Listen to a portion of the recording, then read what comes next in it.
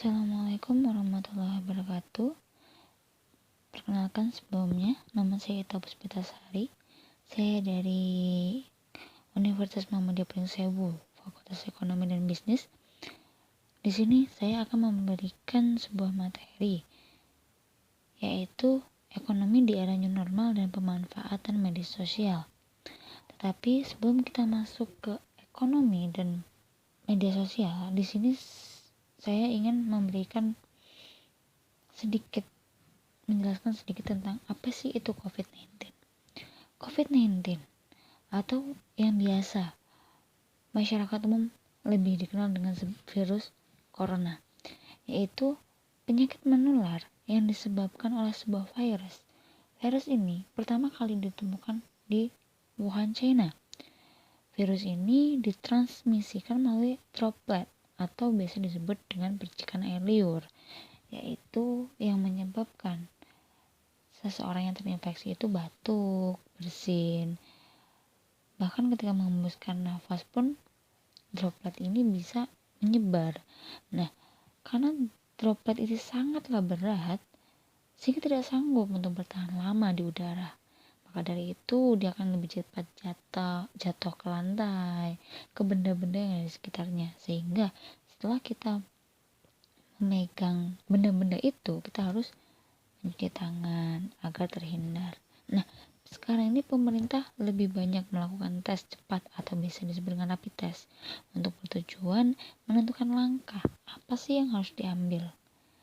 Orang-orang yang mengikuti rapid test ini tidak umum, dalam arti tidak semua harus wajib rapid test, melainkan orang-orang yang memiliki risiko yang tinggi, seperti orang-orang yang melakukan kontak dengan orang-orang yang sakit atau positif COVID-19, orang-orang yang berpergian ke luar negeri, terutama di daerah-daerah yang tingkat penularannya itu sangat tinggi. Dalam hal ini ada 3 kategori, di mana yang pertama itu OTG, orang tanpa gejala, di mana orang ini tidak menunjukkan gejala apapun, walaupun mereka itu melakukan kontak fisik dengan pasien yang positif corona, yang positif COVID-19. Yang kedua yaitu orang yang ODP, di mana orang ini dalam pemantauan yang memiliki gejala demam dengan riwayat batuk, pilek, sakit tenggorokan. Dan dalam 14 hari terakhir orang ini berada di wilayah atau negara atau memiliki kontak erat dengan pasien COVID. Yang selanjutnya yaitu PDP, di mana pasien dalam pengawasan. Pasien ini adalah orang yang kemungkinan memiliki tingkat bisa dibilang tingkat penyebaran virus atau tingkat terkena virusnya lebih tinggi, di mana orang dalam infeksi saluran pernapasan akut, orang yang dengan demam, melakukan kontak fisik, berada di negara yang penularannya tinggi. Nah, orang dengan ispa berat atau tidak ada penyebab lain berdasarkan gambar klinis yang meyakinkan. Nah, di sini ada beberapa cara pencegahannya yang biasa sebenarnya kita udah paham secara umum. Yang pertama itu cuci tangan. Gunakanlah dengan air yang mengalir, gunakan sabun atau cairan pembersih yang berbahan alkohol. Yang kedua, selalu menjaga jarak aman. Di sini menjaga jarak aman bukan berarti kita sombong ataupun nggak mau deket-deket atau bagaimana, tapi ini adalah cara agar kita menjaga jarak aman antara kesehatan kita, diri kita dengan orang lain. Yang ketiga yaitu gunakan masker dengan baik dan benar. Dalam arti jangan sampai kita menggunakan masker hanya mulutnya saja ditutup atau hidungnya dibuka atau hanya diletakkan di leher. Itu berbahaya. Yang kelima yaitu ketika batuk atau bersin, tutup mulut dan hidung dengan lengan atau tisu, lengan bagian luar. Janganlah sekali-kali menutup dengan telapak tangan, karena ketika kita lupa, kita setelah batuk menutup dengan telapak tangan, kita lupa bahwa kita habis batuk, kita menyentuh mata, hidung, mulut, virus itu akan masuk ke dalam diri kita. Yang keenam, ketika kita merasa tidak enak badan atau merasa sakit, untuk menjaga orang lain, memproteksi diri kita juga, janganlah kita keluar. Karena ketika kita sakit, imun kita akan turun, daya imunisasi kita akan turun seperti itu. Lalu jika demam, batuk, atau kesulitan bernapas, segera cari bantuan medis, baik ke puskesmas atau ke rumah sakit. Dan tambahan lagi di sini, jaga pola makan, jaga pola istirahat, dan minum vitamin bila perlu untuk meningkatkan imun kita agar tidak terinfeksi dengan virus COVID-19 ini sampai ada vaksin yang keluar. Selanjutnya, nah sekarang ini kan lagi gempar-gemparnya, pemerintah lagi mengkampanyekan, yaitu mengkampanyekan new normal. Apa sih new normal itu? Banyak yang bilang new normal ini itu boleh melakukan kegiatan dengan protokol. Nah, new normal di sini adalah new normal merupakan skenario untuk mempercepat penanganan COVID-19 dalam aspek kesehatan dan nasional ekonomi. Jadi dengan adanya COVID-19 ini, dengan pandemi ini, memungkinkan masyarakat atau pelaku ekonomi itu kehilangan mata pencariannya. Karena dengan adanya COVID-19 banyak sekali orang-orang yang tidak keluar rumah, orang-orang yang enggan untuk keluar karena menjaga diri mereka seperti itu. Nah, indikator new normal menurut WHO atau WHO itu memberikan indikator yang pertama, new normal bisa dilakukan.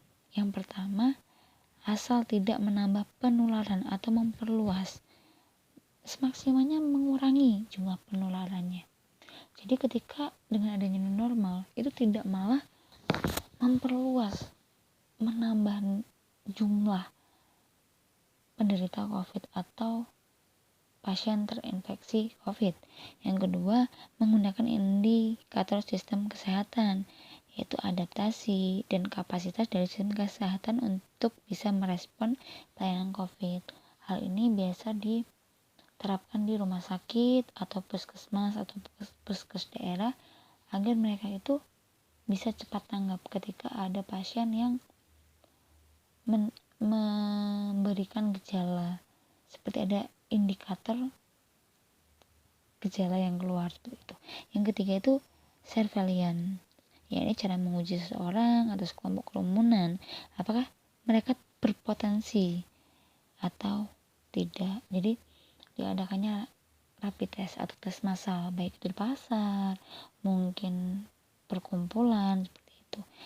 Kalau untuk protokol new normal sendiri bisa dicari di surat keputusan Menteri Kesehatan seperti ada yang ada di layar tentang panduan pencegahan dan pengendalian COVID-19 di tempat kerja, perkantoran, dan industri dalam mendukung keberlangsungan usaha pada situasi pandemi. Selanjutnya, kita menuju materi inti. Di sini adalah arti ekonomi. Ekonomi sendiri itu adalah mempelajari aktivitas manusia yang berhubungan dengan produksi, distribusi, dan konsumsi terhadap barang dan jasa. Ekonomi berasal dari bahasa Yunani yaitu oikos dan nomos, di mana secara garis besar ekonomi dan aturan rumah tangga atau manajemen rumah tangga.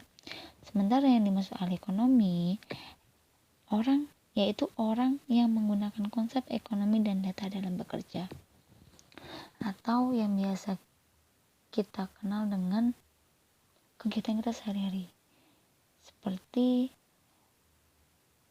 transaksi. Kita memproduksi barang, kita jual, itu adalah kegiatan ekonomi. Atau kita membeli barang lalu kita jual. Contoh saja, kita sebagai siswa atau sebagai mahasiswa, kita membutuhkan ballpoint. Walaupun ballpoint itu harganya 1.500, itu termasuk kegiatan ekonomi di mana kita mengeluarkan dana atau mengeluarkan biaya untuk sebuah barang. Tidak hanya barang, bahkan jasa pun seperti itu.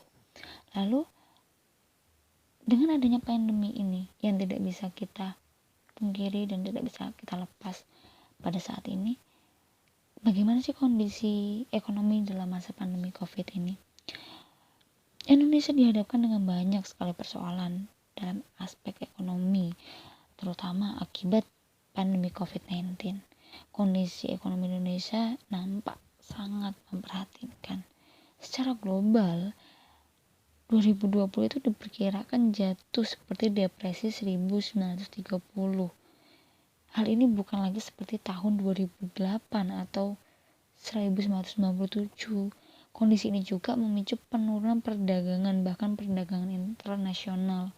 Yang bisa kita lihat sekarang yaitu seperti penjualan emas. Penjualan kadar emas itu sekarang per gramnya sampai dengan 850.000, yang mungkin sebelum ada pandemi itu hanya sekitar 500 atau 600.000 per gram.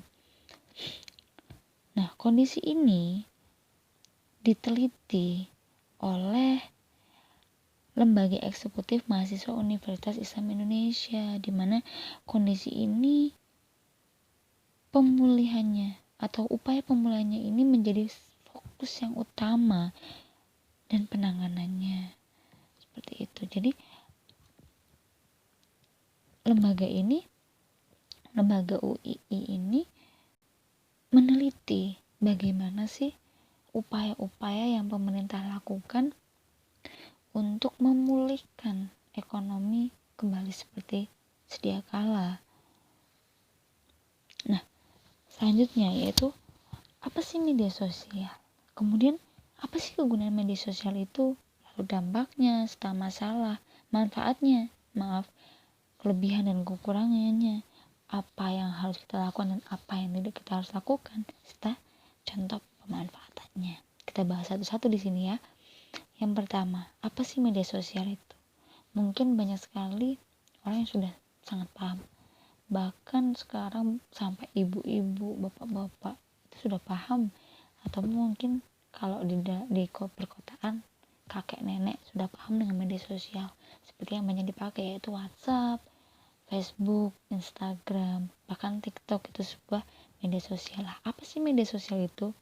Media sosial menurut Wikipedia itu adalah sebuah media dari, dengan, para pengguna yang bisa mudah berpartisipasi, berbagi, dan menciptakan isi blog, jejaring sosial, wiki, forum, dan dunia virtual. Nah, di sini Andreas Kaplan dari Michael Henley mendefinisikan media sosial sebagai sebuah kelompok aplikasi berbasis internet yang dibangun di atas dasar ideologi dan teknologi Web 2.0 dan memungkinkan penciptaan dan pertukaran user-generated content. Ini adalah versi lama, dalam arti ilmu lama di Wikipedia. Kalau yang sekarang ini kan sudah 4.0 atau mungkin lebih ke 5.0, dimana semua serba digital. Bahkan sekarang pun kita berbelanja itu pun pakainya digital.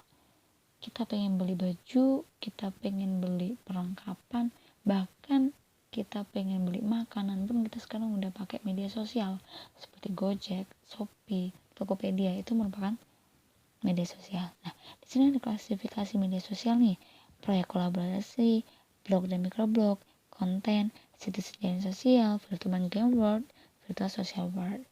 Nah, kalau virtual game world itu seperti mungkin kalau teman-teman yang suka main game kayak Mobile Legends, Free Fire, terus Garena dan sebagainya.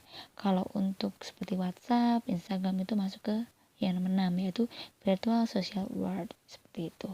Kalau untuk dan masuk di situs jaring sosial juga. Terus kalau untuk konten itu biasa masuk ke YouTube. Selanjutnya, ini adalah data, di mana data ini diambil pada bulan Juli, yaitu tingkat penggunaan, statistik penggunaan dari usia 13 sampai 17 tahun aplikasi di berbagai dunia ya, terutama ya. Di sini bisa dilihat seberapa banyak sih orang yang menggunakan media-media itu, seperti itu. Lalu selanjutnya, apa sih kegunaan media sosial? Nah, sekarang ini media sosial itu merupakan kebutuhan pokok bagi masyarakat, terutama bagi kaum muda. Mereka seperti tidak bisa hidup tanpa media sosial. Bayangkan, ketika bangun tidur, mesti yang dibuka langsung HP. Apa yang dibuka? Ngecek. Ada yang ngecek di WhatsApp enggak? Oh, ada yang baru nggak sih di Instagram, atau ada yang baru nggak di Shopee, seperti itu. Nah, kalau untuk masyarakat mungkin ke ibu-ibu, mereka lebih kayak ke buat jualan, seperti itu. Nah, lalu selain untuk itu semua, itu juga memudahkan transaksi, karena di kehidupan sosial ini kan kita nggak bisa selalu bertatap muka dengan orang, terutama ketika kita punya keluarga yang jauh. Kita nggak bisa yang kalau mau ngobrol kita harus datang ke sana ketemu, itu butuh waktu dan biaya yang cukup banyak, sehingga kita menggunakan media sosial ini sebagai media untuk interaksi. Lalu tidak hanya itu, bisa juga menjadi media penghibur, itu dimana kita bisa melihat video di YouTube, video di TikTok, di Instagram, Facebook.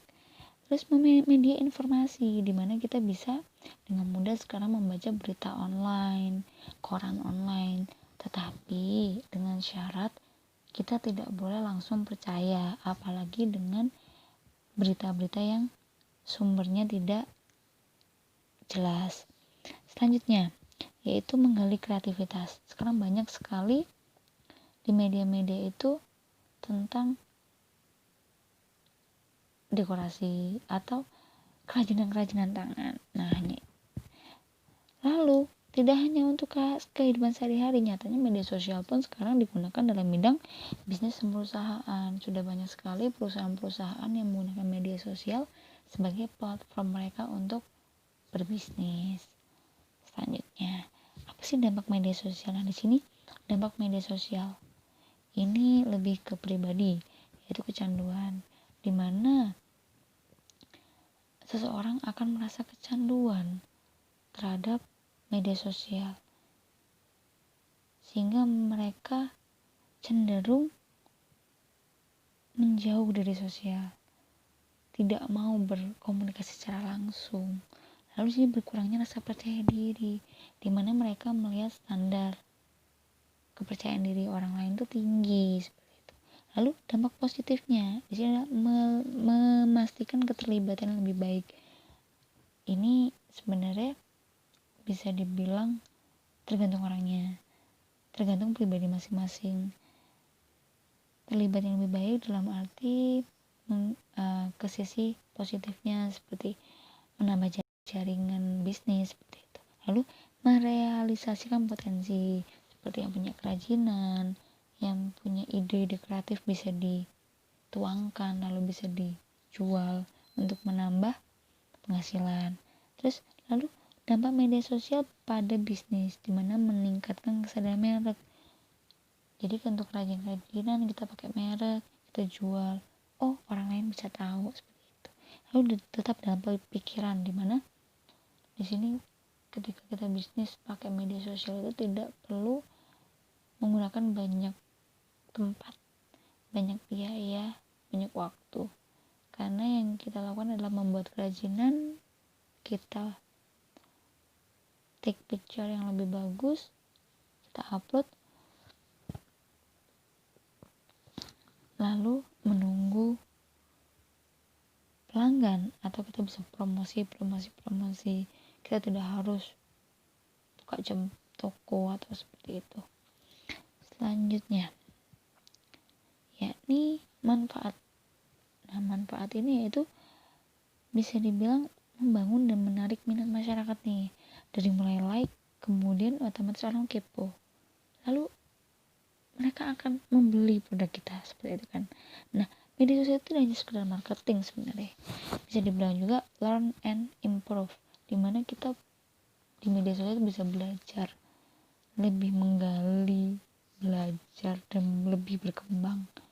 Lalu explore and discover, dimana kita bisa mencari referensi, ide-ide yang lebih banyak, dan kita bisa discover, ternyata aku bisa lebih seperti ini, aku bisa seperti ini. Dan di sini ada question and answer. Ketika kita mempunyai kesulitan dalam usaha kita bisa tuh memberikan pertanyaan, lalu kita mencari jawabannya di situ. Apa sih yang bisa kita lakukan? Apa sih yang bisa kita lakukan untuk usaha kita akan lebih maju, seperti itu.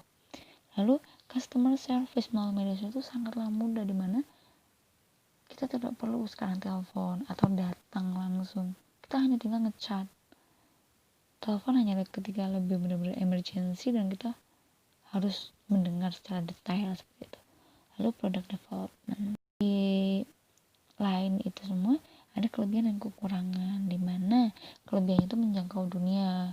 Sekarang sudah tidak ada lagi jarak, karena ketika kita bisa saja punya usaha di Indonesia, pelanggan kita bisa sampai Singapura, Malaysia, kan? Atau kita di Lampung nih, pelanggan kita bisa tuh dari Jawa, dari Bali, dari Papua, dari Kalimantan, Sulawesi, gitu. Lalu berbagi informasi secara real time. Ketika kita upload story, upload produk, saat itu juga orang lain bisa melihat. Ketika kita upload berita, saat itu juga orang lain bisa membaca berita yang kita share. Lalu media iklan gratis dan tertarget. Kalau ini bisa dibilang tergantung, karena ada yang kalau untuk iklan ada yang berbayar dan ada yang gratis. Beberapa platform mungkin menyediakan iklan gratis, tapi ada juga platform yang harus mengharuskan pedagang itu untuk membayar sejumlah uang untuk agar dipromosikan, atau yang bisa kita sebut dengan endorse. Biasanya ini dilakukan oleh artis-artis. Kita harus membayar dan memberikan produk kita ke mereka.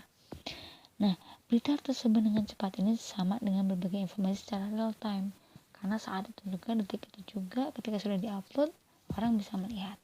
Tapi kekurangannya, nah yang pertama cyberbullying, di mana di sini bisa identifikasi ke individu, bisa juga cyberbullying kepada produk yang kita buat. Bisa orang apa sih orangnya gini, oh barangnya yang dijual seperti ini, ngapain barang seperti ini dijual, seperti itu cyberbullying. Selanjutnya penipuan dan pencemaran nama baik.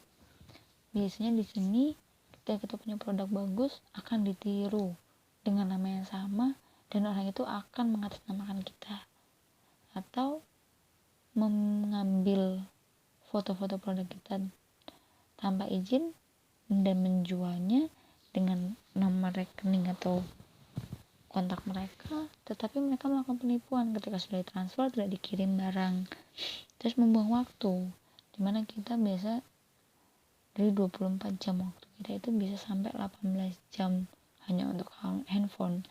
Itu yang addict atau yang benar-benar ketergantungan. Begini, atau kita bisa menghabiskan waktu sekitar 10 jam di depan HP. Kadang handphone itu tidak akan diletakkan ketika benar-benar kita ada kerjaan yang penting dan harus meletakkan handphone. Lalu menjadi bumerang, dimana ketika kita menghujat orang lain, ketika kita berperilaku negatif, hal itu akan balik ke kita, seperti itu. Selanjutnya di sini ada do and don't pada sosial media marketing, dimana yang pertama do, apa yang kita lakukan? Menentukan tujuan atau target.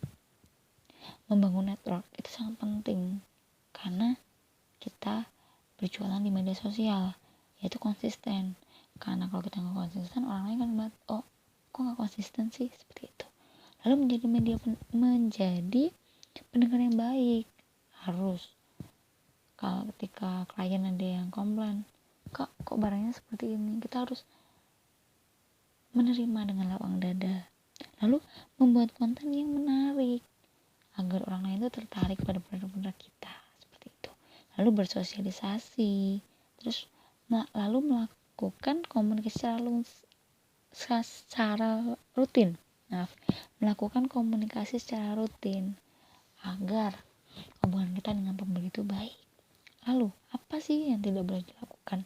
Yang pertama, membangun network sama seperti yang di atas, tapi di sini secara terburu-buru sehingga kita tidak punya target. Karena membangun network di sini kita harus tahu target kita seperti apa sih, Mungkin ketika kita jualan produk-produk perlengkapan rumah tangga, target kita ibu-ibu. Ketika kita menjual perlengkapan siswa atau mahasiswa, target kita mahasiswa atau siswa. Kita harus menentukan target, jangan terburu-buru lalu hanya menggunakan satu. Udah biasa di Facebook aja, tidak mau berkembang, tidak mau menggunakan Instagram, tidak mau menggunakan Shopee atau Tokopedia. Itu sangat disayangkan. Lalu spamming, udah spamming, update-nya kontennya biasa aja atau kayak menghina atau lebih kayak berlebihan kontennya, itu juga tidak bagus. Terlalu menunjukkan kepada customer bahwa kita itu sedang hard selling atau penjualannya kok susah ya, terus kita cerita. Itu nggak boleh. Orang lain mesti akan orangnya aja lagi kayak gitu, masa ngapain kita beli di situ gitu loh. Selanjutnya itu tidak berterima kasih ketika customer bertanya atau hanya sekedar kepo, sekedar tanya, kita kayak ya udahlah, dingin aja. Orang lain kan kok dingin banget sih, males mau beli, seperti itu. Selanjutnya yaitu ini ada beberapa contoh pemanfaat media sosial. Yang ini di Instagram seperti yang bisa dilihat dari mulai pakaian, make up seperti itu. Lalu di sini ada juga kebetulan yang paling pojok adalah kampus saya, fakultas saya, Fakultas Ekonomi dan Bisnis Universitas Muhammadiyah Pringsewu, yang dimana mereka juga melakukan bisnis kemahasiswaan, bisnis ilmu. Di sini ada sedikit promosi apabila ada yang ingin melanjutkan sekolah baik SMK, SMA, MA, madrasah aliyah, yang masih bingung mau meneruskan di mana sih, boleh sekali datang ke Universitas Muhammadiyah Pringsewu. Mudah dicari, yang mungkin dulunya bisa dikenal dengan STIE atau STKIP atau STIKES, sekarang lebih sudah universitas. Di sana 3 fakultas, ada Fakultas Ekonomi dan Bisnis, Fakultas Pendidikan, dan Fakultas Kesehatan. Untuk informasi lebih lanjut bisa dicek di akun resmi Instagram Umpri atau di website Umpri. Dan di sini juga ada penggunaan Facebook. Lalu yang di sebelah sini ada penggunaan Instagram juga untuk produk pakaian seperti itu. Nah, di sini mungkin cukup sekian. Apabila banyak kesalahan, saya mohon maaf, atau ada penjelasan yang kurang berkenan. Lalu ketika ada pertanyaan yang masih kurang jelas, bisa tinggalin komen di kolom komentar atau bisa hubungi Instagram. Nanti akan ada linknya di situ. Seperti itu. Jadi saya harapkan materi yang saya berikan atau sedikit pengetahuan yang saya berikan yang bermanfaat. Saya akhiri. Taufiq wa hidayah. Wassalamualaikum warahmatullahi wabarakatuh.